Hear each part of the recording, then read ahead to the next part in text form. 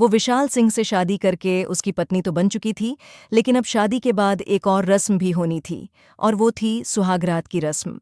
बाकी सारी रस्में तो उसने खुशी खुशी पूरी कर ली थीं, लेकिन अभी रात वाली रस्म ने उसकी जान निकाल दी थी। वह कैसे इस रस्म को पूरा करेगी? हालांकि उसने विशाल से कह दिया था कि शादी के बाद वो उसके करीब न आए, लेकिन पता नहीं क्यों उसे विशाल की आंखों में एक अलग ही चमक दिखाई दे रही थी। अब शादी हो चुकी थी, तो सुहागरात की रस्म से भी उसे गुजरना ही था, लेकिन उसने अपना दिल मजबूत कर लिया था, क्योंकि वो किसी भी तौर पर विशाल को अपने करीब नहीं आने देगी। उसका गला सूख रहा था और वो नानी के पास बैठी अपना समय काटने की कोशिश कर रही थी, लेकिन आखिर कब तक?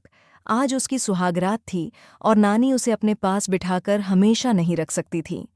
नानी की आंखें भी नींद से बंद होने लगीं जब उन्होंने कहा, जाओ अंजलि बेटी, अपने कमरे में जाओ, विशाल तुम्हारा इंतजार कर रहा होगा। और वो मरे मरे कदमों से बाहर आई थी, लेकिन कमरे में जाने की हिम्मत नहीं थी, तो वो वहीं हॉल में सोफे पर सिमट कर लेट गई। लेकिन विशाल को चैन कहाँ था? वो तो आज की रात उसे पा लेना चाहता था पूरी तरह से। उसके खूबसूरत, नाजुक, दूधिया वजूद में खजाना चाहता था, क्योंकि जब से उसने उसकी खूबसूरती देखी थी, उसका मन उसे पाने के लिए बेचैन था। अगले ही पल वो उसके सिर पर सवार था। आंखों में छाए मदहोशी के रंग देखकर अंजलि का दिल जोरों से धड़कने लगा था। वो उसे लेकर रूम में आया था और जैसे ही कमरे में दाखिल हुई, उसकी आंखें फटी की फटी रह गईं। उसे समझ नहीं आ रहा था कि वो बोले तो क्या बोले। उसके पूरे वजूद में एक सनसनी सी लहर दौड़ चुकी थी। खूबसूरत गुलाब के फूलों से सजा हुआ ये कमरा और उस पर जगह जगह जल रही मोमबत्तियां कमरे को बहुत ही रोमांटिक बना रही थीं। हल्की हल्की फूलों और परफ्यूम की खुशबू किसी को भी अपने जादू में जकड़ सकती थी। और जब वो कमरे में दाखिल हुई, तो उसके पीछे पीछे विशाल भी दाखिल हुआ था। एक नज़र उसने कमरे पर डाली तो होंठों पर एक मुस्कुराहट फैल गई थी, जबकि अंजलि ने पलटकर विशाल को घूर कर देखा। ये सब कुछ क्या है? इस कमरे को इस तरह क्यों सजाया है? अभी वो ये सब कुछ बोल ही रही थी, जब विशाल ने बेकाबू होकर अपना हाथ उसकी कमर में रखा और खींचकर अपने करीब करके दूसरे हाथ की उंगलियों से उसके खूबसूरत वजूद को छूने लगा। क्यों? क्या तुम्हें ये डेकोरेशन पसंद नहीं आया? ये खूबसूरत सुहागरात का रोमांटिक माहौल? विशाल को एक झटके से वो खुद से अलग करती हुई आंखों में डर सवार हो चुका था। विशाल को देखकर हैरानी से कहने लगी, ये आप कैसी बातें कर रहे हैं सर? आप जानते हैं ना मेरा और आपका रिश्ता क्या है? वो अपनी शर्ट के बटन खोल रहा था, उसके साथ टाई उतारकर एक तरफ फेंकता, शर्ट की आस्तीन फोल्ड करते हुए कहने लगा, हाँ, पत्नी हो तुम मेरी, और पति पत्नी के बीच यही सब कुछ होता है। हर रात हसीन एक दूसरे की बाहों में लिपटे हुए मदहोशी से गुजरती है। वो जैसे जैसे उसके करीब आ रहा था, वो कदम पीछे हटा रही थी और फिर कांपते हुए अंदाज में कहने लगी, सर, आप जानते हैं ना, आप आप क्या कह रहे हैं? प्लीज़ मुझे और मत डराइए। ये कोई मजाक तो नहीं ना? तो देखिए, मैं रो दूंगी। आपने मेरे साथ शादी अपनी नानी की खातिर की थी ना? मैं आपकी नानी का बहुत ख्याल रख रही हूँ, हर जिम्मेदारी निभा रही हूँ। मगर आप भूल रहे हैं, तो मैं आपको बता दूं, कॉन्ट्रैक्ट में लिखा था कि आप मेरे करीब नहीं आएंगे और ना ही मुझे छूने की कोशिश करेंगे। मैं वैसे ही रहूंगी जैसे शादी से पहले थी। 21 साल की अंजलि अंदर से बहुत ज्यादा डर चुकी थी और पीछे दीवार से जा लगी, जबकि विशाल धीरे धीरे चलता हुआ उसके बेहद करीब आ चुका था। उसकी ठोड़ी पर अपनी उंगलियां टिकाकर चेहरा ऊपर उठाया, यहां तक कि दोनों की सांसें एक दूसरे में घुलने मिलने लगी थीं। विशाल बेखुदी के से अंदाज में कहने लगा, हाँ, लेकिन नानी की ही तो ख्वाहिश को पूरा करना चाहता हूँ। जानती तो हो मुझे नानी से कितनी मोहब्बत है, और नानी चाहती हैं कि वो मेरी औलाद को अपनी गोद में खिलाए।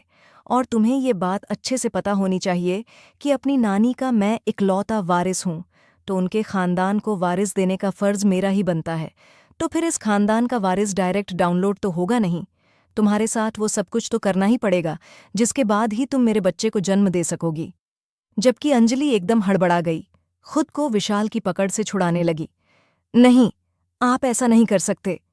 लेकिन अगले ही पल विशाल ने अपना हाथ उसकी गर्दन पर रखा और दूसरे हाथ से उसकी शर्ट को एक ही झटके से, सुमित्रा जी, आप ये कैसी लड़कियां उठाकर मेरे सामने भेज रही हैं?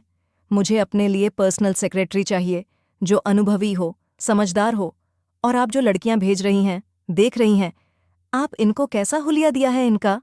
विशाल सिंह जोर से चिल्लाया था तो सोनम भी थोड़ा सा गड़बड़ा गई थी। उसके हाथ में मौजूद 3 सीवी थीं जो गिरते गिरते बचीं। एकदम हड़बड़ा होकर कहने लगी, आई एम सॉरी सर, लेकिन आपकी कंपनी में विशाल सिंह की पर्सनल सेक्रेटरी बनने के लिए जितनी भी लड़कियां आई हैं उनमें से कुछ को तो मैं खुद ही रिजेक्ट कर चुकी हूं, और जिनकी सीवी मैं आपके पास लाई हूं ये सारी लड़कियां ऐसी हैं जो इससे पहले भी ये जॉब करती आई हैं और उन्हें काफ़ी सालों का अनुभव है।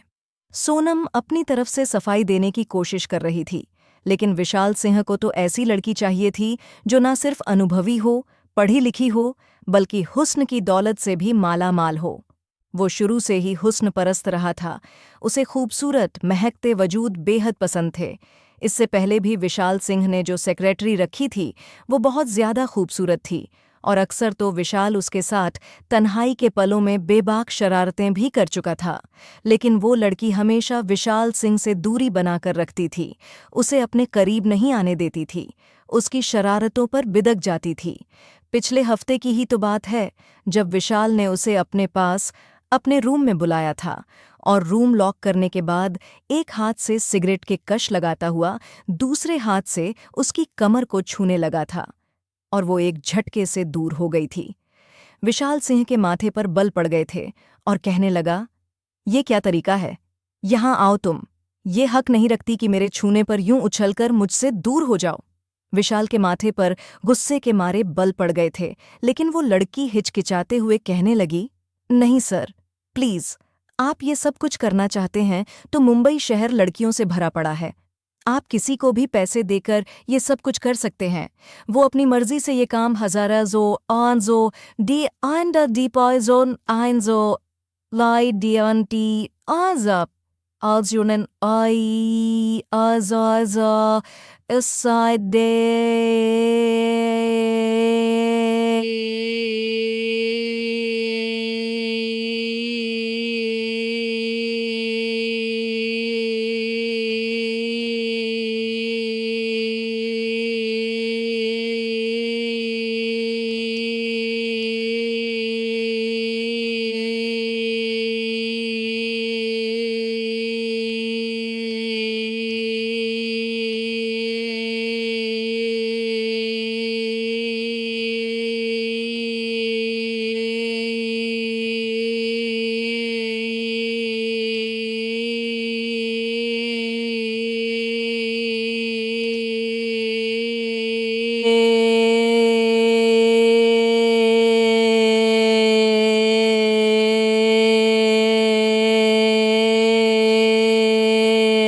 करेंगी, लेकिन प्लीज, मेरी शादी होने वाली है और मैं अपने होने वाले पति से बहुत प्यार करती हूँ, और मैं नहीं चाहती कि मैं अपने पति के अलावा किसी और के साथ। कहकर वो लड़की खामोश हो गई थी। आप समझ रहे हैं ना सर? उस लड़की के चेहरे पर बल पड़ गए थे, लेकिन विशाल सिंह के लिए ये बात बिल्कुल भी बर्दाश्त के बाहर थी। वहीं खड़े खड़े विशाल सिंह ने उस लड़की को फायर कर दिया। वो बेचारी कहती रह गई, सर, मेरी गलती क्या है? प्लीज, मुझे नौकरी से मत निकालिए। मुझे नौकरी की सख्त ज़रूरत है। मैं अपना काम वक्त पर कर रही हूं ना? मगर वो सैलरी उसके मुंह पर मारकर कह चुका था, चली जाओ यहां से। मुझे तुम जैसी लड़की को अपने ऑफिस में नहीं रखना, जो मेरे होते हुए ये सोच रही है कि किसी और के साथ शादी करें। अगर तुम मेरे दिल को भा जाती तो मैं तुमसे शादी भी कर लेता, लेकिन अब नहीं।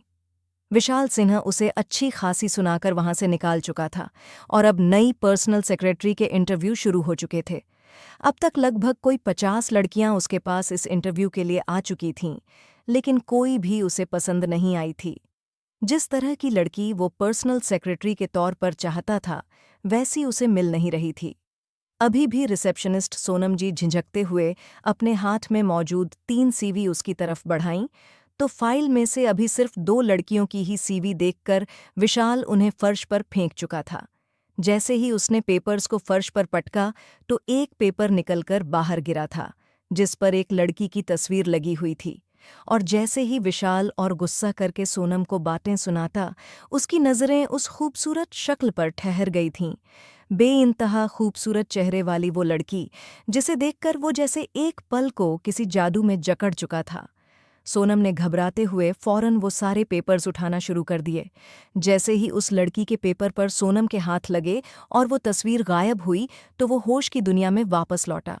कहने लगा, रुको, ये सीवी दिखाओ मुझे, जिस पर अब भी इस लड़की की तस्वीर थी। वो समझ नहीं पा रहा था क्या कहे। सोनम ने ये सुना तो हड़बड़ा होकर कहने लगी, सर, आप छोड़ें इसे, ये पता नहीं कैसे आ गई। इसकी सीवी तो मैंने अलग निकाल कर रख दी थी, पता नहीं कहाँ से मुंह उठाकर आ गई थी। लेकिन विशाल सिंह ने गहरी नज़रों से उसे देखा और गुस्से से कहने लगा, इस ऑफिस की सीईओ तुम हो या मैं हूं? मैं कह रहा हूं, मुझे वो सीवी दिखाओ। वो गुस्से से चिल्लाया तो सोनम ने फौरन सीवी निकालकर विशाल के हवाले कर दी। उम्र 21 साल थी, एक्सपीरियंस 0 था, पढ़ाई भी कुछ खास ना थी। सिंपल बीए के साथ कंप्यूटर कोर्स करके वो यहाँ पर उसके पर्सनल सेक्रेटरी बनने के लिए सीवी जमा करवाने आई थी। अगले ही पल विशाल ने वो सीवी 21 साल थी, एक्सपीरियंस 0 था, पढ़ाई भी कुछ खास ना थी, सिंपल बीए के साथ कंप्यूटर कोर्स करके वो यहाँ पर उसके पर्सनल सेक्रेटरी बनने के लिए सीवी जमा करवाने आई थी।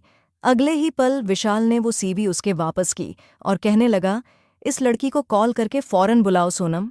ये सब देखकर सोनम हैरान थी।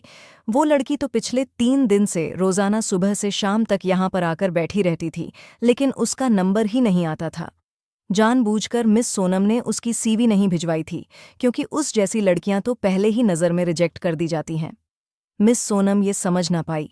आखिर विशाल ने इस लड़की में ऐसा क्या देखा जो पहली नज़र में ही देखकर उसे नौकरी पर रख दिया। वो थके हारे मरे मरे कदमों के साथ घर में दाखिल हुई। जैसे ही घर में दाखिल हुई तो आंगन में रखी चारपाई पर उसका बाप बैठा बीड़ी पी रहा था। बेटी को यूं मुरझाए हुए चेहरे के साथ आते देखा तो माथे पर बल पड़ गए। तभी कमरे से किसी के हंसने की आवाज आई थी। ये उसकी माँ की आवाज थी और अपनी माँ की हालत का सोचकर अंजलि के अंदर तक दुख उतर गया था। उसके बस में होता तो अपनी माँ की सारी तकलीफें दूर कर देती। उसने एक गहरी सांस लेते हुए अपने बाप की शक्ल को देखा। उसे अपने बाप से घिन महसूस हुई थी। वो रमेश को नज़रअंदाज करके अपने कमरे की ओर बढ़ना चाहती थी, लेकिन उसके बाप की आवाज ने उसके कदमों को रोक दिया। शक्ल तो ऐसी बना रखी है तूने जैसे आसमान सिर पर टूट पड़ा है। आज भी वही चेहरे पर भाव लिए घर में दाखिल हो गई है। क्या बना तेरी नौकरी का? बाप के मुंह से ये शब्द सुनकर जल्दी से उसने अपना दुपट्टा सही किया और अपने आंसुओं को आंखों की बजाय अपने अंदर ही उतार लिया था। और फिर धीरे से चलती हुई बाप के पास आई और कहने लगी, पापा, आज भी सारा दिन बैठे बिठाए गुजार दिया, लेकिन मुझे लगता है शायद मेरी नौकरी नहीं लगेगी।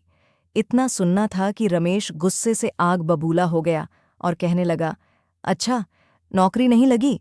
और तेरी माँ जो खांस खांस कर मेरा जीना हराम कर चुकी है, उसका इलाज कहाँ से होगा? मेरा दिमाग घूम चुका है। तो माँ बेटी की वजह से मुझसे ना उठाए जाते तो माँ बेटी के खर्चे? आए दिन उसकी दवाइयाँ खत्म हो जाती हैं। अब मैं क्या खुद को बेचकर उसका इलाज करवाऊं? अंजलि ने जब बाप की बातें सुनी तो उसे गुस्सा आया था और सपाट अंदाज में कहने लगी, पापा, इससे पहले भी तो मैं और माँ अपने खर्चे खुद उठा रहे थे। आपने तो हम पर 1 रुपया भी नहीं लगाया। आगे भी मैं अपनी माँ का और अपना खर्चा खुद उठा लूंगी। जुबान चलाती है बदतमीज। ये कहकर रमेश ने एक जोरदार थप्पड़ उसके मुंह पर जमा दिया था। वो अपना बैलेंस न बना सकी और जमीन पर गिर पड़ी। फिर पांव की एक ठोकर उसके पेट में मारकर कहने लगा, दोबारा मेरे सामने जुबान चलाई ना तो हड्डियां तोड़कर हाथ में रख दूंगा। किस लिए उठाता मैं तेरे खर्चे? और क्यों उठाता? तू कोई मेरी सगी औलाद है क्या? तेरी माँ तुझे पीछे से उठाकर लाई थी, पता नहीं कहाँ कहाँ मुंह काला करती रही होगी। ये तो मैं था जो तेरी उस लावारिस माँ को ब्याह कर अपने घर ले आया कि 2 वक्त का खाना बनाकर मेरे सामने रख देगी। हो सका तो एक बेटा पैदा करके दे देगी, मगर थी ही ऐसी कलमुही मनहूस। जब से आई है बिस्तर पकड़कर लेटी है और खर्च पर खर्च करवा रही है। रमेश उसकी माँ को गालियां देते हुए वहां से बाहर जा चुका था और अंजलि अपना पेट पकड़कर फूट फूट कर रोने लगी। अंजलि के सगे बाप के देहांत के बाद उसकी माँ ने दूसरी शादी रमेश से की थी। वो उस वक्त सिर्फ 7 साल की थी जब उसकी माँ सीता इस घर में ब्याह कर आई थी। शुरू शुरू में तो रमेश का रवैया उसकी माँ के साथ ठीक ठाक था, लेकिन फिर धीरे धीरे कामचोरी और उसकी रोटियां तोड़ने की आदत ऐसी पड़ी कि घर में बैठकर रह गया। अंजलि की माँ सीता कपड़े सिलाई करती थी। सिलाई बुनाई वो बहुत अच्छे से कर लेती थी, इसीलिए मोहल्ले की औरतें उनके पास आ जाया करती थीं और पैसे भी अच्छे दे दिया करतीं। अब तक उन दोनों का ऐसे ही गुजारा होता आया था, लेकिन इसके बावजूद रमेश मारने और ताने देने का कोई भी मौका हाथ से न जाने देता।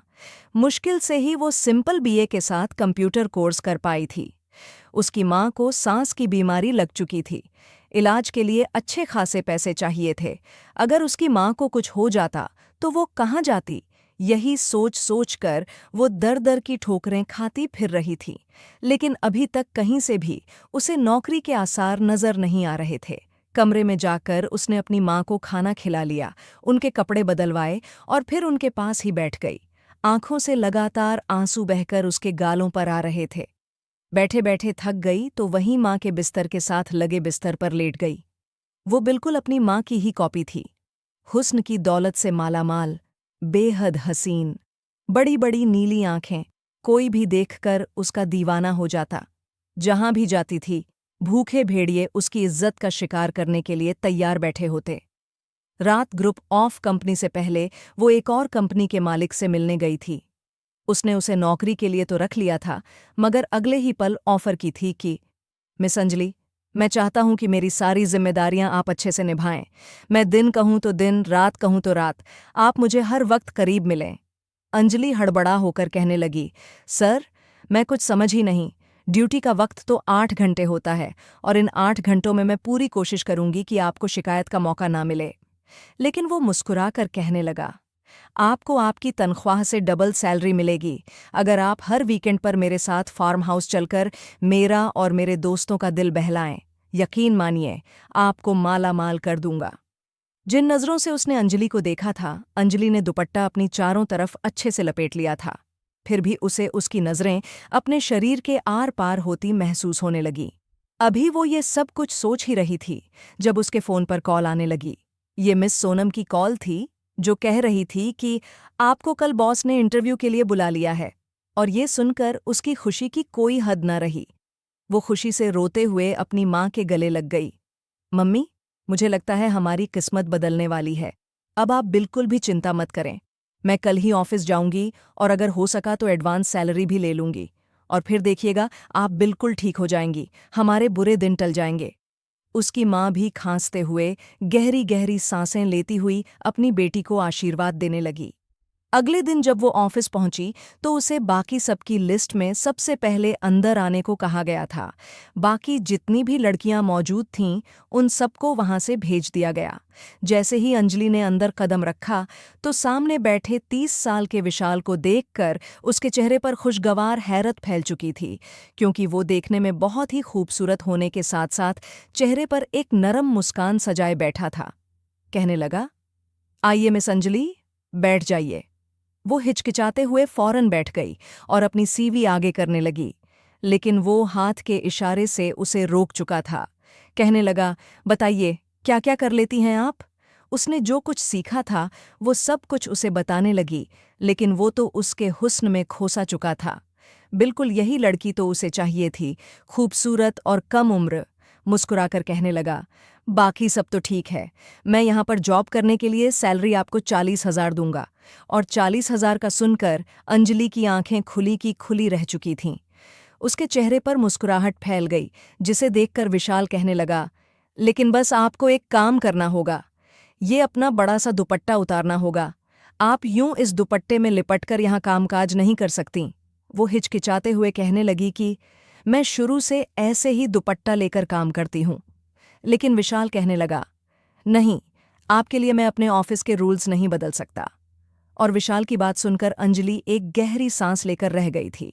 जॉब अच्छी थी और विशाल से भी वो पहली ही नज़र में इम्प्रेस हो चुकी थी, इसीलिए उसने हाँ में सिर झुका दिया।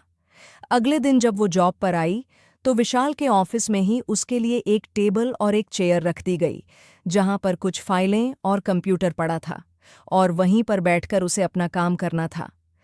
विशाल इस लड़की को अपने सामने ही रखना चाहता था। पहली नज़र में उसे देखकर उसके दिल की धड़कनें थम सी गई थीं।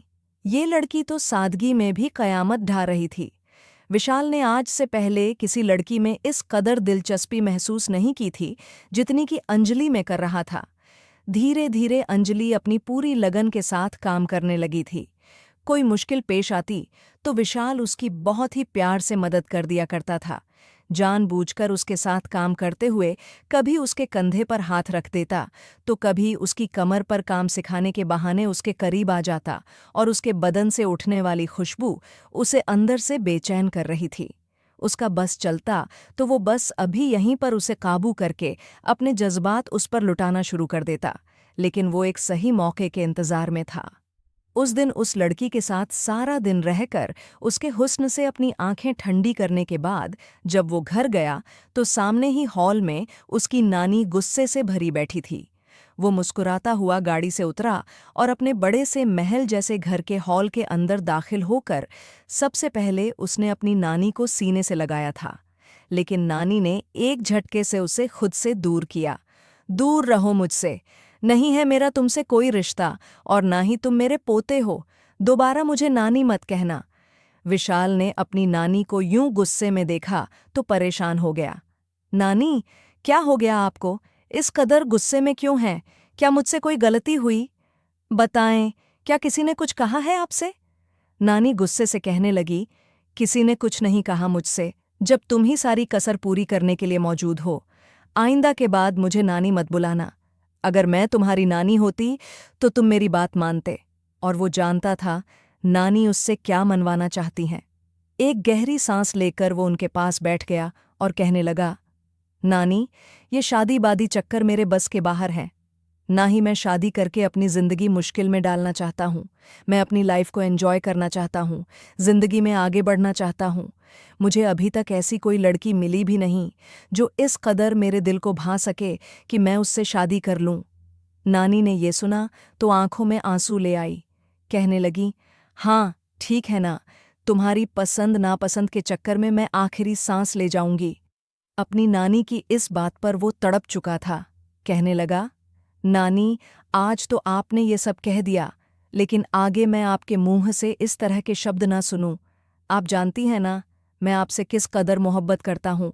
माँ बाप के जाने के बाद एक आप ही मेरा इकलौता सहारा है। मैं आपको ही अब तक अपना सब कुछ मानता आया हूँ। नानी कहने लगी, अच्छा, अगर इतनी मोहब्बत है मुझसे तो मेरी बात क्यों नहीं मान लेते? शादी कर लो। अगले 15 दिनों के अंदर अंदर मुझे तुम्हारी पत्नी इस घर में चाहिए। मैं तुम्हारी औलाद को अपने हाथों से खिलाना चाहती हूँ। इस खामोश घर में रहकर मेरा दम घुटता है। अपनी नानी को रोता हुआ वो बर्दाश्त कर ही नहीं सकता था।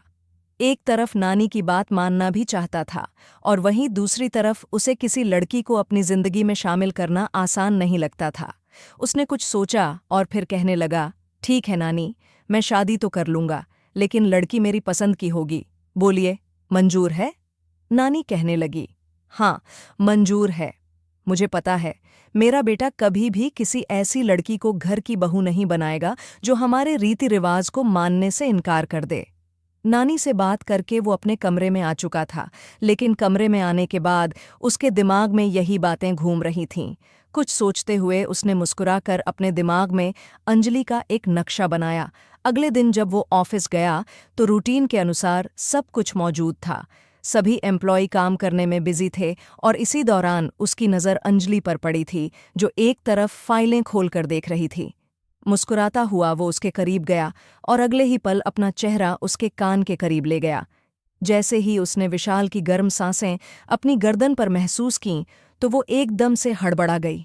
सर, आप वो कुछ बोल ही नहीं पाई और एकदम डर के मारे अपनी कुर्सी छोड़कर उठकर खड़ी हो गई और अपने कांपते वजूद को संभालते हुए कहने लगी, सर, आप मेरे इतना करीब मत आया करें।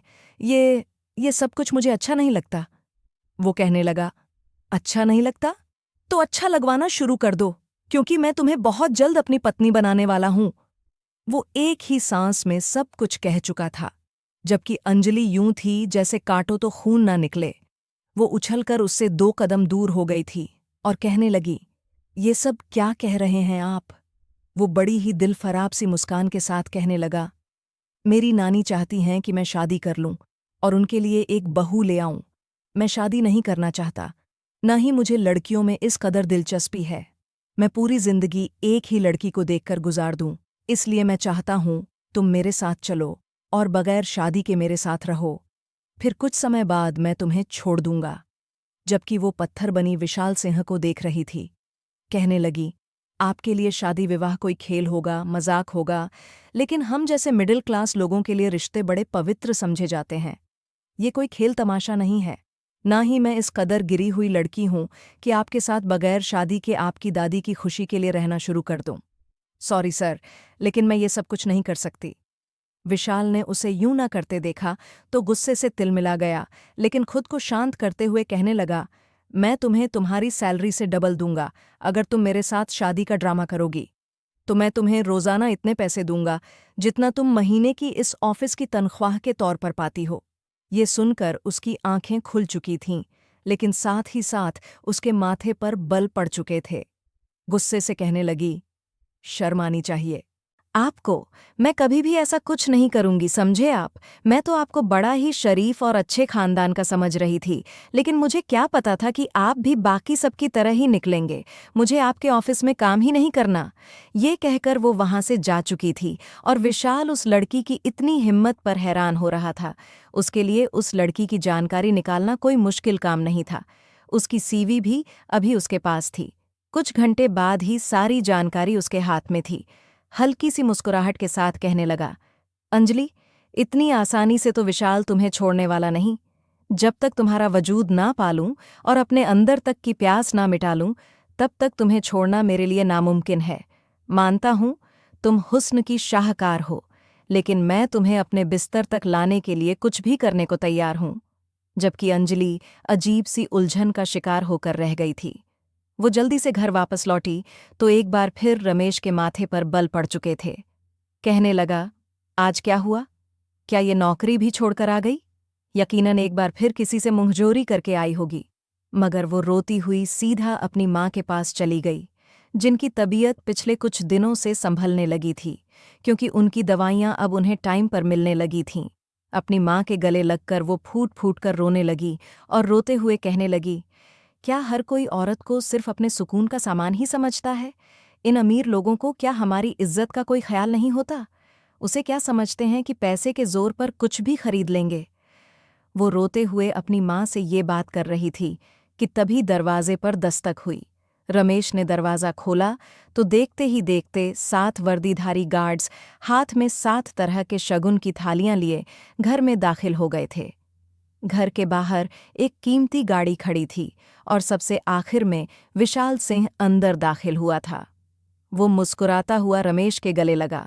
इतने बड़े बिजनेसमैन को अपने घर की चौखट पर देखकर वो हैरान रह गया था। उसकी टांगें कांप रही थीं। बुरी तरह हिचकिचाते हुए कहने लगा, साहब जी, आप जैसा इतना अमीर इंसान हमारे घर के दरवाजे पर क्या कर रहा है? सब खैर तो है ना जी? उसे तो समझ ही नहीं आ रहा था, बात कैसे करें और कहाँ से शुरू करें। विशाल मुस्कुराकर कहने लगा, साहब जी मत बुलाएं, मैं तो आपका होने वाला दामाद बनना चाहता हूँ। आइए बैठकर बात करते हैं।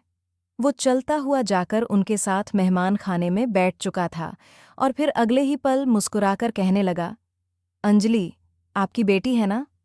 वो हिचकते जाते हुए कहने लगा, हाँ हाँ बिल्कुल, अंजलि मेरी बेटी है। विशाल कहने लगा, मैं आपकी बेटी के साथ शादी करना चाहता हूँ।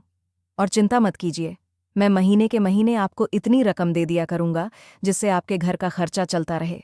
आपको कारोबार भी लगवा दूंगा, लेकिन मुझे आपकी बेटी को अपने घर की इज्जत बनाना है।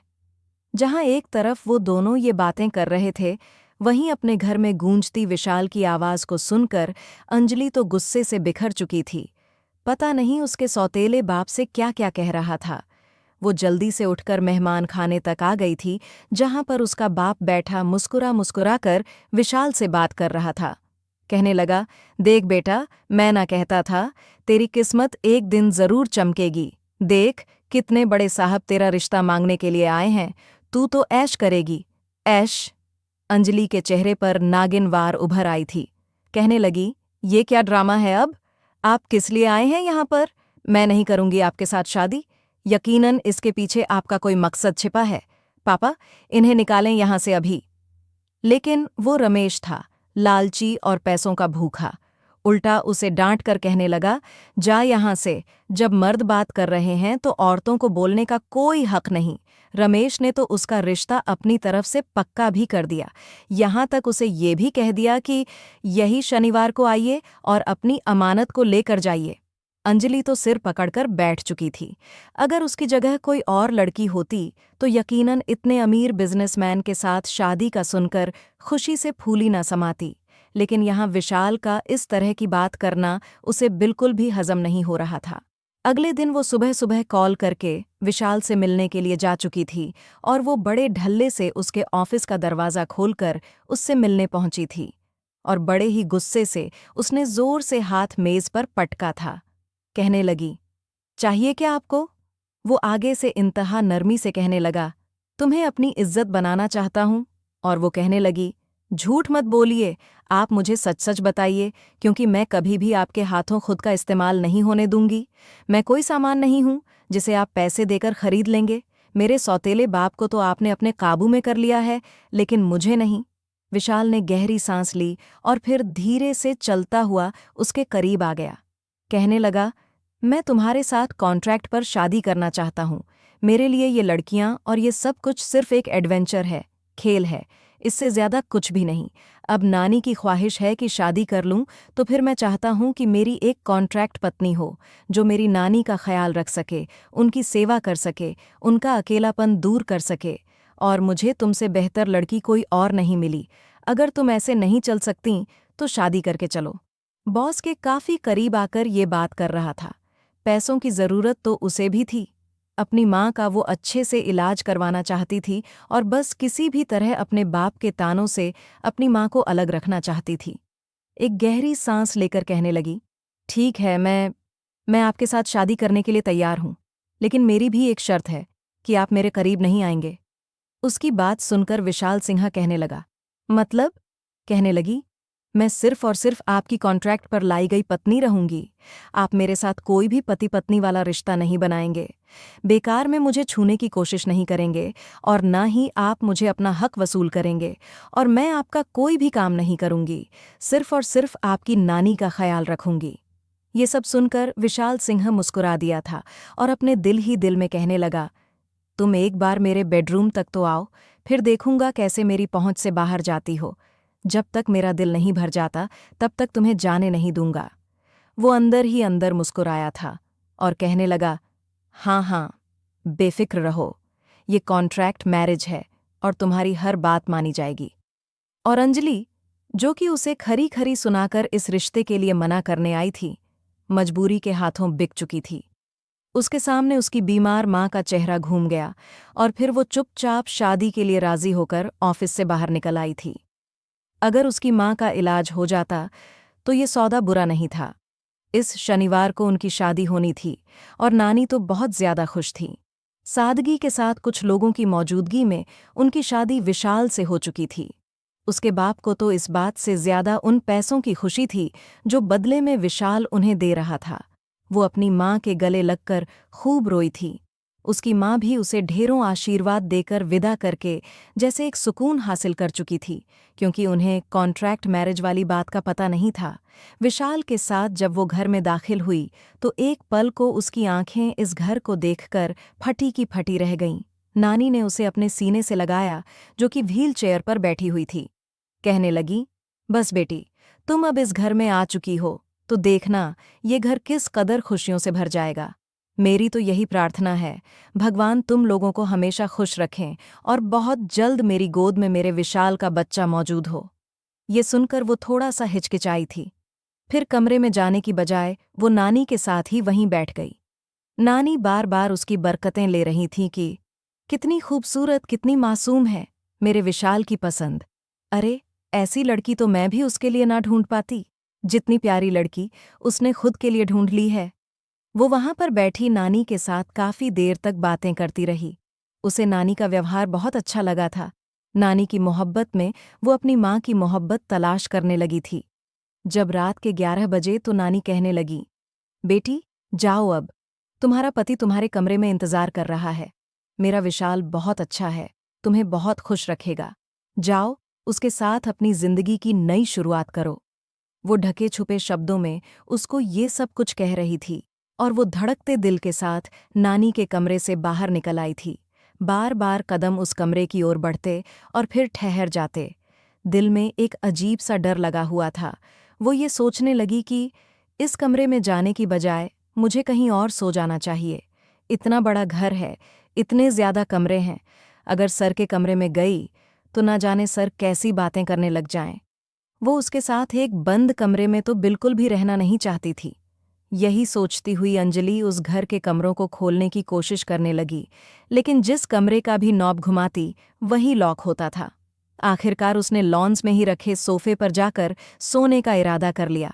अभी उसे सोफे पर लेटे हुए कुछ ही देर हुई थी जब उसे अपने करीब किसी की मौजूदगी का एहसास हुआ। अगले ही पल किसी की गर्म सांसें अपने चेहरे पर महसूस करके वो हड़बड़ा कर उठी थी। इससे पहले कि एक चीख उसके गले से निकलती, सामने विशाल को खड़ा देखकर उसकी सांसें वहीं पर अटक चुकी थीं, जो कि बगैर शर्ट के ब्लैक शॉर्ट्स में उसके सामने खड़ा था। माथे पर बल डालकर कहने लगा, ये क्या तरीका है? यहाँ पर क्यों सो रही हो तुम? तुम्हें मैंने कहा था ना, तुम नानी से मिलने के बाद सीधा मेरे कमरे में आओगी। वो थोड़ा घबरा चुकी थी, कहने लगी, नहीं, मैं आपके साथ आपके कमरे में नहीं सोऊंगी। विशाल कहने लगा कि तुमने उस कॉन्ट्रैक्ट में ऐसा कुछ नहीं लिखा था, समझी? अब चलो कमरे में। वो उसका हाथ पकड़कर कमरे में ले आया। एक नज़र वो उस कमरे को देखकर गहरी सांस खींचकर रह चुकी थी, जबकि विशाल उसके करीब आकर बैठ चुका था। अपना हाथ उसके चेहरे की तरफ ले जाकर कहने लगा, बहुत खूबसूरत हो तुम। और वो एकदम बेदम होकर दूर हटी थी।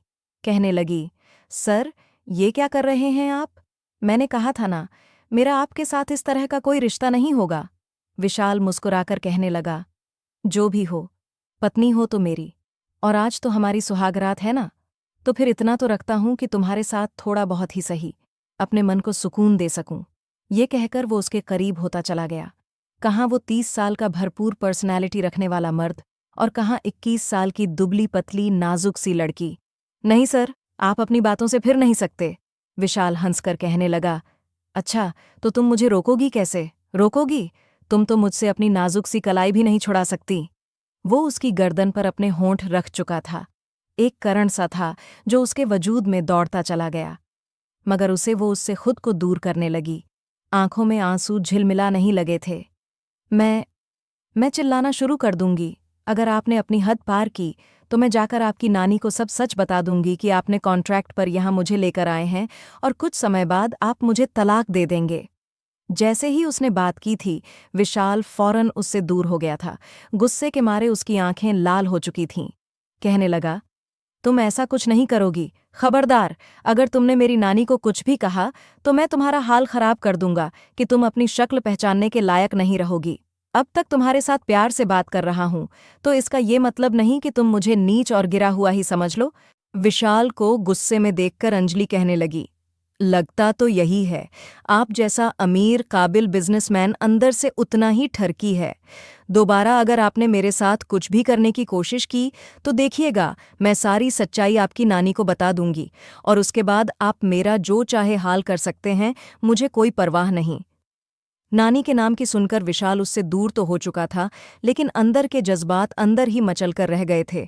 उसने कंबल उठाया और अपना सिर झटक कर सोफे पर सोने के लिए चली गई। विशाल कुछ देर उसे गुस्से से देखता रहा, फिर चेंज करके वो भी सोने के लिए लेट गया, लेकिन बार बार उसके अंदर की बेचैनी उसे चैन नहीं लेने दे रही थी। हुस्न की तस्वीर इस वक्त उसके कमरे में मौजूद थी और वो चाहकर भी उसे पा नहीं सकता था। खुद को उसके वजूद से सुकून नहीं दे सकता था। सारी रात उसकी यूं ही सोते जागते गुजर चुकी थी। अगली सुबह वो उसके उठने से पहले ही कमरे से बाहर जा चुकी थी। अपने हाथों से उसने नानी के लिए खाना तैयार किया था, उन्हें दवा दी, जबकि अंजलि का ये प्यार भरा व्यवहार देखकर नानी बहुत खुश थी और बार बार अंजलि को आशीर्वाद दे रही थी।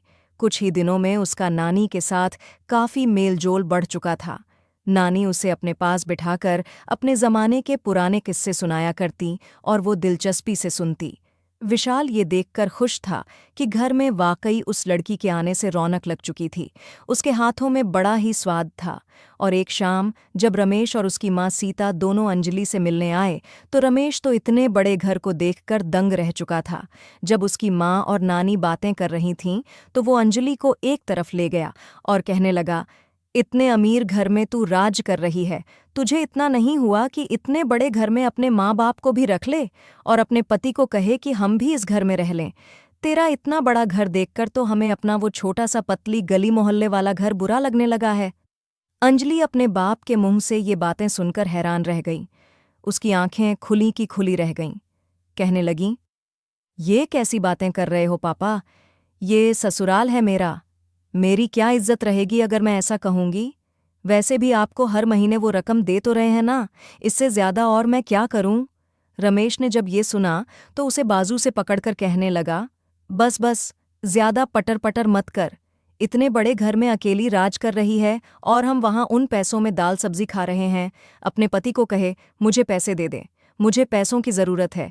5 लाख सीधे सीधे मेरे हाथ पर रखे, वरना तेरी माँ मेरे पास वैसे भी अकेली होती है।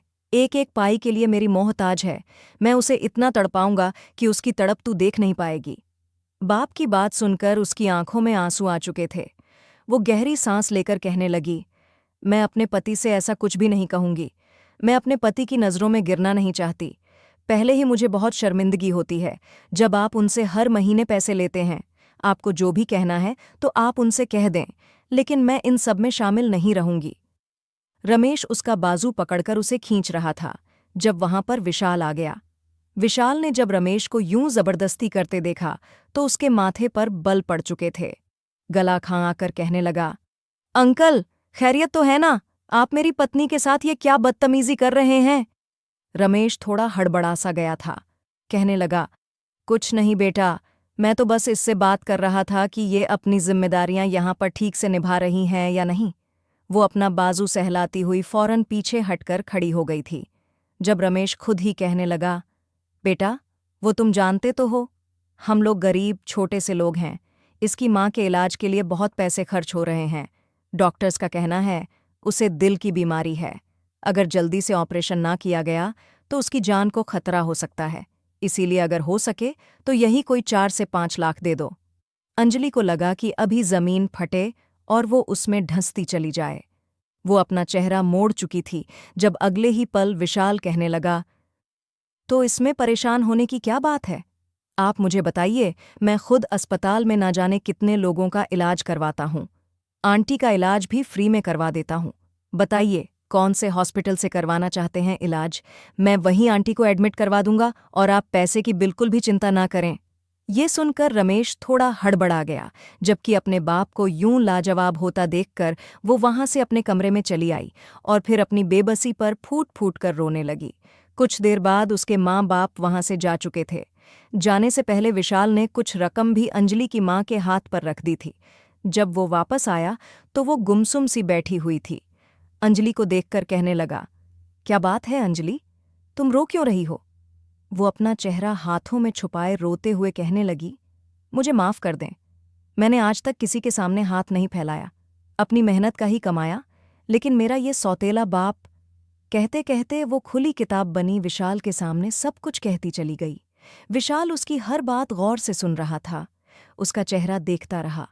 वो उसे अपने लिए सिर्फ सुकून का सामान समझता था और हमेशा मौके की तलाश में रहता कि किसी भी तरह वो उस लड़की का फायदा उठा सके। आज उसे रोता देखकर विशाल की सोच एकदम बदल चुकी थी। वो उसके पास बैठा, उसका सिर अपने कंधे पर टिका दिया, जबकि अंजलि को भी एक कंधे की सख्त जरूरत थी। उसने रोते हुए अपना सिर विशाल के कंधे पर टिका दिया। कितनी ही देर तक रोती हुई वो अपने अतीत की तकलीफें बताती रही, मगर जैसे ही उसे एहसास हुआ कि वो विशाल के बेहद करीब है, तो जल्दी से उसने अपना सिर विशाल के कंधे से हटाया और नज़रें चुराती हुई कमरे से बाहर चली गईं, जबकि विशाल के होठों पर एक हल्की सी मुस्कान आ गई थी। ये लड़की ऊपर से जितनी भी कठोर बनने की कोशिश करे, लेकिन अंदर से उसका दिल बहुत नरम था, दुखों से भरा हुआ, जिसे शायद किसी हमदर्द की, किसी प्यार करने वाले की सख्त ज़रूरत थी। धीरे धीरे विशाल का व्यवहार उसके साथ बदलने लगा था। वो भी अब विशाल के साथ नॉर्मल रहने लगी थी। वहीं नानी अब उन्हें छोटी मोटी नोकझोंक करते देखती तो उनके दिल में ख्वाहिश जगने लगती। ना जाने कब ये दोनों उन्हें खुशखबरी सुनाएंगे। एक शाम उन्होंने खुद विशाल के लिए अपनी तरफ से एक बहुत ही अच्छे होटल में एक रूम बुक कराया था। ये सिर्फ कपल्स के लिए होटल था और नानी ने कहकर कमरा सुहाग की सेज की तरह सजवा दिया था और विशाल को अपने पास बुलाकर कहा कि मुझे अब हर हाल में खुशखबरी चाहिए। मैं अपनी जिंदगी में खुशियां बहुत कम देखी हैं। ज़बानी में ही तुम्हारे माँ बाप मुझे छोड़कर चले गए। मेरे सारे सपने, मेरे सारे अरमान तो उनके साथ ही खत्म हो गए। अब बस मैं मरने से पहले तुम्हारी औलाद को अपनी गोद में खिलाना चाहती हूँ। अंजलि को साथ लेकर जाओ। मैंने होटल बुक कर दिया है। ऑफिस से कुछ दिन की छुट्टी कर लो। सारा काम मैनेजर संभाल लेगा। तुम और अंजलि साथ में एक अच्छा वक्त गुजार कर आओ और मुझे जल्द से जल्द खुशखबरी सुनाओ। अपनी नानी की बात सुनकर विशाल की आंखों में भी चमक उभरी थी। वो खुद भी अंजलि के साथ अब अपनी जिंदगी की नई शुरुआत करना चाहता था। उसके दिल में अंजलि के लिए जज्बात बदलने लगे थे।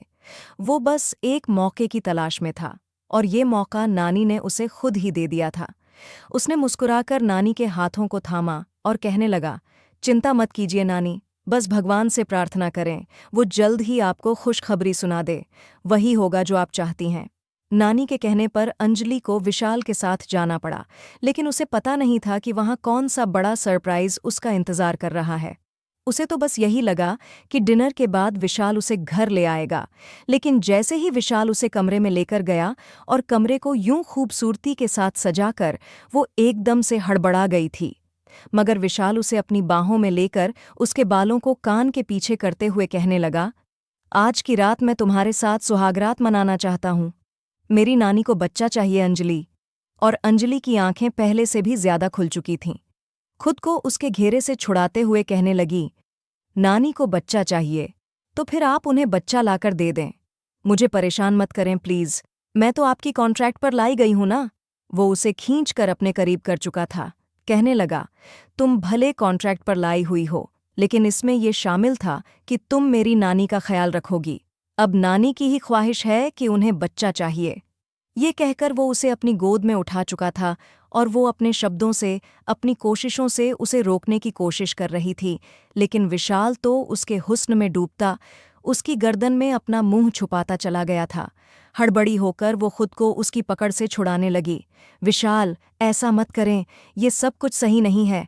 मैं ये सब कुछ नहीं कर सकती, आप मेरी जिंदगी खराब कर रहे हैं। लेकिन विशाल तो बेकाबू सा हो चुका था। उसे उसकी बाहों में अपना आप समाये जा रहा था।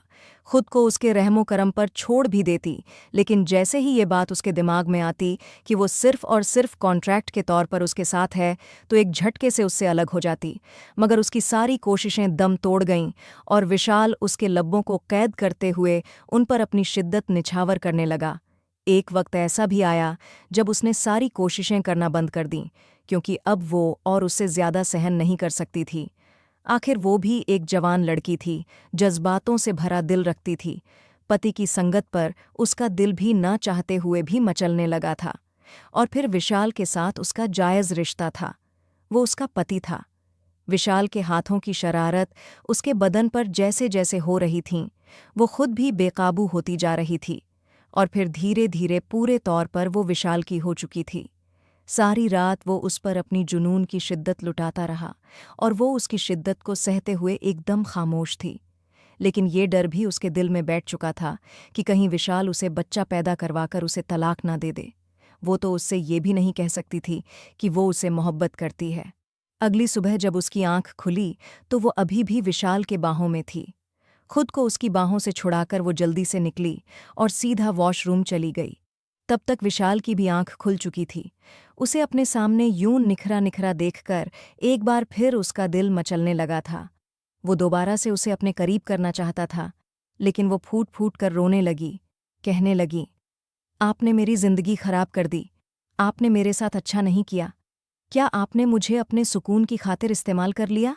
अगर मैं इस कॉन्ट्रैक्ट के खत्म होने के बाद किसी और से शादी करूंगी तो मेरा क्या होगा? जानते हैं ना, मेरे किरदार पर कैसे कैसे सवाल उठेंगे? उसके किसी और का नाम सुनकर विशाल उसे बाजू से दबोचकर दीवार से लगा चुका था। आंखों में एकदम से गुस्से की तेज लहर उठी थी। थोड़ी देर पहले जो उसकी आंखों में मोहब्बत भरी थी, अब उन आंखों में गुस्से की लाली उभरने लगी थी। वो पीछे से उसकी गर्दन को दबोच कर कहने लगा, क्या बकवास कर रही हो तुम? होश में तो हो ना? अब तुम सिर्फ और सिर्फ विशाल सिंह की हो, समझी? किसी और का नाम लेने पर भगवान का धन्यवाद करो कि अभी तक मैंने तुम्हारी जुबान काटकर नहीं फेंकी। उसकी आंखों में ऐसी तड़प थी जिसे देखकर वो खुद को उसे छुड़ाने लगी। क्यों? सच ही तो कह रही हूं। पैसों की वजह से तो लाए हैं आप मुझे। मेरे बाप को मेरी कीमत हर महीने देते हैं। सिर्फ और सिर्फ आपकी जिंदगी में मैं एक किराए की लड़की हूं। मेरी यही तो औकात है आपकी जिंदगी में। फिर गुस्सा किस बात का? विशाल, जो अब तक बर्दाश्त किए हुए था, गुस्से से कहने लगा, shut up, just shut up, पत्नी हो मेरी, मोहब्बत करता हूं तुमसे। विशाल सिंह का नजरिया तुम्हें लेकर अब बिल्कुल बदल चुका है। वो तुम्हारे बगैर अब एक पल भी नहीं रह सकता, समझी? अरे अफसोस है तुम्हारी सोच पर। तुमने सोच भी कैसे लिया कि मैं तुम्हें छोड़ दूंगा और तुम किसी और के साथ? दिल तो कर रहा है अभी तुम्हारे दिमाग में गोली रख दूं जहां पर तुमने ऐसी गलत बात सोची। बजाय अब तक उसे सिर्फ बिगड़ा हुआ एक अमीर ज्यादा समझ रही थी। उसके मुंह से मोहब्बत की बातें सुनकर अंदर ही अंदर उसे एक सुकून मिल चुका था। एक गहरी सांस लेकर वो विशाल को देखने लगी। आप सच कह रहे हैं? क्या सच में आपको मुझसे मोहब्बत है? आप मुझे कभी नहीं छोड़ेंगे? विशाल कहने लगा, कभी नहीं। और फिर विशाल सिंह तुमसे मोहब्बत करने लगा है तो तुम्हें छोड़ने का सवाल ही पैदा नहीं होता। पहले हालात और थे, लेकिन अब और हैं। ये सुनकर अंजलि ने यही शर्त रखी कि अच्छा, अगर ये बात है तो आप आज के बाद मेरे पापा को पैसे देना बंद कर दें, वरना मुझे यही लगेगा कि आप मेरी कीमत दे रहे हैं। विशाल उसकी बात मान गया। धीरे धीरे अंजलि के दिल में भी मोहब्बत की कोपलें खिलने लगी थीं। उस दिन वो नानी के साथ बैठी उनसे बातें कर रही थी जब अचानक दरवाज़ा खुला और एक इंग्लिश अंदाज में हिंदी बोलने वाली लड़की अंदर दाखिल हुई थी। दादी, कैसी हैं आप? सरप्राइज! जैसे ही अंजलि ने उसकी तरफ देखा, टाइट जीन्स और बहुत ही टाइट शर्ट में, बाल खुले, एक लड़की भागती हुई आई थी और आकर नानी के सीने से लग गई। नानी भी उसे देखकर फौरन उसे प्यार करने लगी। कौन थी ये लड़की? देखने में बिल्कुल किसी फिल्मी हीरोइन जैसी लग रही थी। सिर से लेकर पांव तक उसे देखने के बाद वो परेशान सी खड़ी थी। जब नानी कहने लगी, अंजलि बेटी, ये मेरे मनोज की बेटी है, जिसे मैं अपना मुंह बोला बेटा कहती हूँ। उसकी औलाद भी मुझे अपनी औलाद जैसी ही प्यारी है और ये मनोज की इकलौती बेटी है। इसका नाम काव्या है। उसने अंजलि से थोड़े गिरे हुए अंदाज में ही हाय हेलो की थी। कहने लगी, ये लड़की कौन है आपकी? सिर से लेकर पैर तक वो अंजलि को गौर से देखने लगी, जिसने बहुत ही सादगी से लाइट ग्रीन कलर का शलवार सूट पहन रखा था। गले में बड़े ही सलीके से दुपट्टा पड़ा था। नानी अगले पल मुस्कुराकर कहने लगी, अरे नहीं बेटी, ये तो मेरी बहू है, मेरे विशाल की पत्नी। बहुत ही प्यारी और बहुत बहु सुलझी हुई बच्ची है। मैं तो इसे अपनी बहू बनाकर जैसे 7 जन्मों की खुशी एक ही जन्म में पा चुकी हूँ। जैसे ये शब्द काव्या ने सुने, उसके हाथ में मौजूद सनग्लासेस नीचे गिर चुके थे। उसका मुंह खुला का खुला रह गया। हैरत से कहने लगी, ये क्या कह रही हैं दादी? ये लड़की विशाल की पत्नी है? ये तो कहीं से भी विशाल के लायक बराबर की नहीं लगती। विशाल के तो ख्वाब इतने ऊंचे थे, वो इतनी खूबसूरत लड़कियों को भी भाव नहीं देता था। आखिर इस बहन जी टाइप लड़की में उसने क्या देख लिया जो इससे शादी कर ली? अंजलि को अपनी बेइज्जती महसूस हो रही थी। जब नानी कहने लगी, काव्या बेटी, बुरी बात, मैं तुम्हें अपनी बहू की इंसल्ट करने का हक नहीं देती। हर एक का अपना रहन सहन अलग है और ये अपने धर्म उसकी परंपराओं का बहुत अच्छे से पालन करती है और मेरे लिए ये बहुत इज्जत की हकदार है। ये सुनकर तो काव्या एकदम खामोश हो चुकी थी, लेकिन अपने कमरे में आने के बाद अंजलि ने खुद को नज़र भरकर आईने में देखा। लंबी छोटी में बंधे हुए बाल, सादे से कपड़े, वो भी इस घर की मालकिन होने के बावजूद एक आम सी लड़की ही लग रही थी। जब शाम को विशाल घर आया तो अगले ही पल काव्या भागती हुई विशाल के पास गई और उसके गले में अपनी बाहें डाल दीं, जबकि अंजलि तो ये देखकर अंदर तक जल भुन चुकी थी। इस अचानक आफत के लिए विशाल तैयार नहीं था। उसने जवाबी तौर पर उसके कंधों पर हाथ नहीं रखा। वो फौरन उसके गले लगकर कहने लगी, कितने बदल गए हो तुम विशाल, 2 साल में देखो क्या से क्या हो गए। वो अभी भी उसकी गर्दन के पास हाथ रखे उसके करीब थी और चोर नज़रों से अंजलि को भी देख रही थी कि वो क्या जज्बात रखती है। विशाल ने फौरन खुद को गैर महसूस तरीके से काव्या से दूर करते हुए कहा, तुम कब आई? अगर मुझे बता देती तो मैं तुम्हें एयरपोर्ट पर पिक करने के लिए आ जाता। वो अगले पल उसका हाथ पकड़कर कहने लगी, नहीं, मैं तो तुम्हें और दादी को सरप्राइज देना चाहती थी। अगर पहले बता देती तो कहाँ ये मुस्कुराहट देखने को मिलती। जहां पर विशाल जाकर बैठा वो उसके साथ लगकर बैठ चुकी थी और अंजलि घूर घूर कर ये सब कुछ देख रही थी और फिर नानी की तरफ देखने लगी। नानी इस वक्त काव्या से ही बातें करने में बिजी थी। वो तो इन तीनों में एक अलग ही महसूस हो रही थी। इन तीनों में कहीं भी फिट नजर नहीं आ रही थी। इन तीनों का यूं हंसना बोलना देखकर उसने कुछ कहना चाहा, लेकिन फिर चुपचाप अपने कमरे में चली गई। आंखों से आंसू बहने लगे। विशाल का उसे खुद को इग्नोर करना अंजलि को अंदर तक चुभन लगा था। उसे ये डर सवार हो गया कि कहीं वो उसे विशाल को छीन ना ले। जब खाना खाने के लिए सब लोग बैठे तो खाने को देखकर काव्या कहने लगी, जानते हो तुम विशाल, मैं इतने तेल वाले खाने नहीं खाती, मुझे तो पास्ता पसंद है। तुम अपनी पत्नी से कहो ना मेरे लिए पास्ता बनाकर दे। विशाल ने भी काव्या की बात सुनकर फौरन हाँ में सिर हिलाया था और अंजलि से कहा, जाओ काव्या के लिए पास्ता बनाकर ले आओ। जबकि अंजलि एक गहरी सांस लेते हुए खाने से उठकर किचन में जा चुकी थी। जब वो उसके लिए पास्ता बनाकर लाई तो अगले ही पल वो उसमें कमियां निकाल चुकी थी। अरे, ये कैसा पास्ता है? ऐसा लग रहा है जैसे किसी नौकरानी ने बनाया हो। काव्या पास्ता खा भी रही थी और बार बार उसमें कमियां निकालते हुए अंजलि को काफी बातें भी सुना रही थीं। और जब पास्ता में कमियां निकालते निकालते काव्या का मन भर गया तो एक अदा से पास्ता खाते खाते वो कभी विशाल का हाथ थाम लेती तो कभी उसके कंधे पर सिर टिका देती। अंजलि ने जब ये मंजर देखा तो बगैर खाना खाए अपने कमरे में भाग आई और विशाल ने उसे खाने के लिए रोका भी नहीं था। उसे वो दिन याद आने लगे जब वो विशाल का इंतज़ार खाने की टेबल पर किया करती थी। कभी कभी उसे रात में आने में 12 भी बज जाते थे, फिर भी वो तभी खाना खाती जब विशाल घर आया करता था। आज विशाल की इस हरकत पर वो घुटनों में सिर दिए आंसू बहा रही थी कि तभी दरवाज़ा खुला। जल्दी से उसने अपने आंसू साफ किए और खुद के ऊपर कंबल लपेट लिया, लेकिन विशाल उसकी जेलसी को अच्छे से समझ चुका था।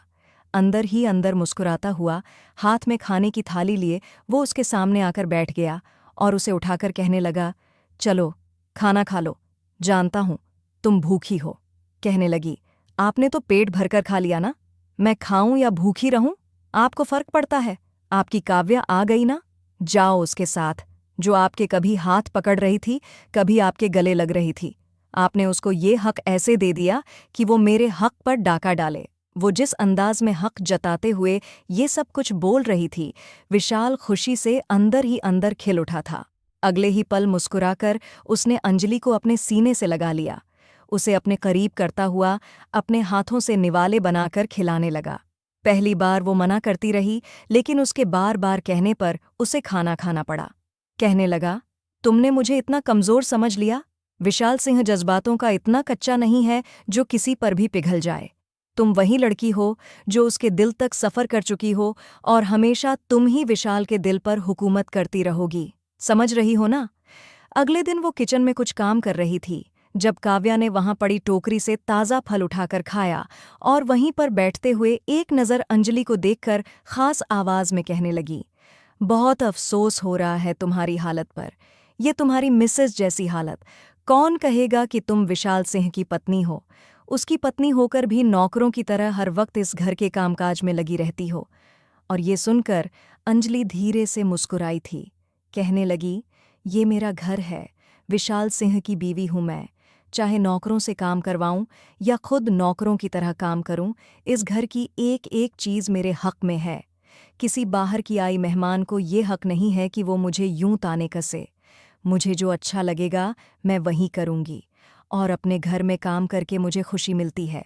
और ज़्यादा बकबक करने वालों को मैं जवाब भी दे सकती हूँ, लेकिन मेहमान समझकर तुम्हें छोड़ रही हूँ। मेहमान हो, मेहमान बनकर रहो, इस घर की मालकिन बनने की कोशिश मत करो। काव्या ने जब उसका यूं टेढ़ा जवाब सुना तो अगले ही पल उसके माथे पर बल पड़ गए थे। आगे बढ़कर गुस्से से कहने लगी, तुम्हारी हिम्मत कैसे हुई सिंघानिया के साथ जुबान चलाने की? मैं तुम्हारा मुंह नोच लूंगी। एक तो तुमने मेरे विशाल पर कब्जा कर लिया, ना जाने कैसे जादू टोना करके मेरे विशाल को काबू किया है, और मेरे सामने अब जुबान भी चलाती हो। इससे पहले कि वो उस पर हाथ उठाती, वहां पर विशाल आ चुका था और उसका हाथ हवा में ही रह गया। जब विशाल की आवाज उसके पीछे से गूंजी थी, ये क्या हरकत कर रही हो तुम? मुझे तुमसे इस तरह की बदतमीजी की उम्मीद नहीं थी। ये मेरी पत्नी है, और मेरी पत्नी को जो सम्मान नहीं करेगा, उसकी मेरी नज़र में कोई इज्जत और कोई सम्मान नहीं। बेहतर है तुम दोबारा से मुझसे और मेरी पत्नी से दूर रहो, वरना मुझसे बुरा कोई नहीं होगा। नानी से मिलने आई हो ना, तो नानी तक ही सीमित रहो। काव्या, जो ये सोचकर आई थी कि इस बार विशाल के साथ अपना संबंध आगे तक लेकर जाएगी, विशाल से ये बात सुनकर अगले ही दिन फ्लाइट पकड़कर वापस जा चुकी थी। उसी शाम अचानक अंजलि की तबीयत खराब होने लगी। जब उसे डॉक्टर के पास लेकर गया, तो डॉक्टर ने ये खुशखबरी सुनाई कि वो माँ बनने वाली है, और विशाल की तो खुशी की कोई हद नहीं थी।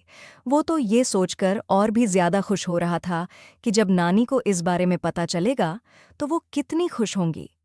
और जब नानी को ये खबर मिली, तो नानी ने तो खुशी से फौरन तिजोरी की चाबी अंजलि के हाथ में दे दी थी। जाओ, पैसे निकाल कर लाओ। और नानी ने उसी समय गरीबों में अंजलि के ऊपर से पैसे उतारकर बांटना शुरू कर दिए थे। अब तो नानी अपने विशाल की पत्नी के नखरे उठाने नहीं थक रही थी, जबकि अंजलि के अंदर तक सुकून उतर चुका था, क्योंकि उसे एक सच्चा हमसफर मिल चुका था, जो उससे सच्ची मोहब्बत करता था, उसे वो मान और सम्मान देता था जिसकी वो हकदार थी। अंजलि के कहने पर अंजलि की मां का इलाज विशाल ने बहुत अच्छे हॉस्पिटल में करवाया था, और उन्हें रमेश से अलग करके एक अलग फ्लैट में रखा था, जहां पर अंजलि की मां के देखभाल के लिए एक नर्स और एक काम वाली भी रख दी थी। कभी कभी अंजलि अपनी मां से मिलने जाती थी। उसकी मां की तबीयत अब पहले से कहीं बेहतर थी। वो अब खुद से चलने फिरने लगी थी, घर के काम भी अपनी खुशी से करने लगी थी। अंजलि को खुश देखकर वो उसे आशीर्वाद देती, जबकि रमेश के हाथ से अब सब कुछ निकल चुका था। न कमाने वाली बेटी रही थी और न पत्नी, जिसके सहारे वो विशाल से पैसे ऐंठ रहा था। अब उसे रोटी खाने के भी लाले पड़ने लगे थे, और हर तरफ से जब रास्ता बंद होने लगा, तो मजबूरन उसे काम करना पड़ा था, क्योंकि पेट भरने के लिए रोटी जरूरी होती है, और रोटी के लिए मेहनत तो करनी ही पड़ती है। रमेश का दिमाग अब अच्छे से ठिकाने लग चुका था। अंजलि ने कभी सोचा नहीं था कि उसकी जिंदगी यहाँ इतनी आसान और खुशियों भरी हो जाएगी। कभी कभी वो विशाल को नज़र भर कर देखती तो जल्दी ही अपनी नज़रें चुरा लेती थी, कि कहीं उसके प्यार को उसकी खुद की ही नज़र ना लग जाए, क्योंकि विशाल उसे दीवानों की तरह मोहब्बत करता था, और वो अपनी मोहब्बत की, अपनी खुशियों की लंबी उम्र की भगवान से प्रार्थनाएं करती थीं। दोस्तों, कहानी अच्छी लगी हो तो कमेंट करके ज़रूर बताएं, और हाँ, हमारे चैनल को सब्सक्राइब करना ना भूलें। नोटिफिकेशन बेल को ज़रूर दबाएं ताकि अगली वीडियो सबसे पहले आपको मिले। धन्यवाद।